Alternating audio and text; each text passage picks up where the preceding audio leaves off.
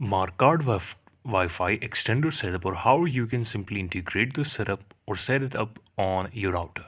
For this, plug the extender into a power outlet near your router and wait for the power LED to turn on and the Wi-Fi signal LED to blink. This means it's ready for setup. Then you just have to wait for about 2 minutes. And then step 2 will be WPS setup. That is the fastest method. Only works if your router support WPS. Press the WPS button on your router. Within 2 minutes, press the WPS button on the Macard extender.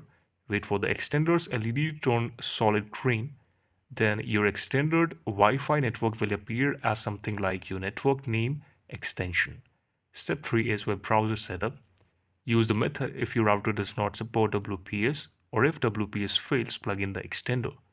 On your phone or PC, connect to the extender's temporary network, that is Macard extension or similar. Open a browser and go to the same website as I'm showing you right now on the screen. Then log in with your username, that is admin, and then password that your admin will have.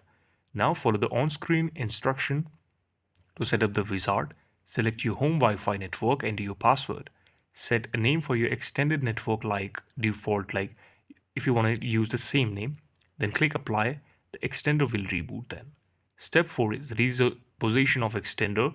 Move it to the location midway between your router and the dead zone. Make sure it is still gets a strong signal from the router itself, and then check the signal LED, that is green, blue, that is good, and red, that is too far. Connect your device, like connect phones, laptop and smartphone, and enjoy your internet. This is the video. Thank you so much for watching it.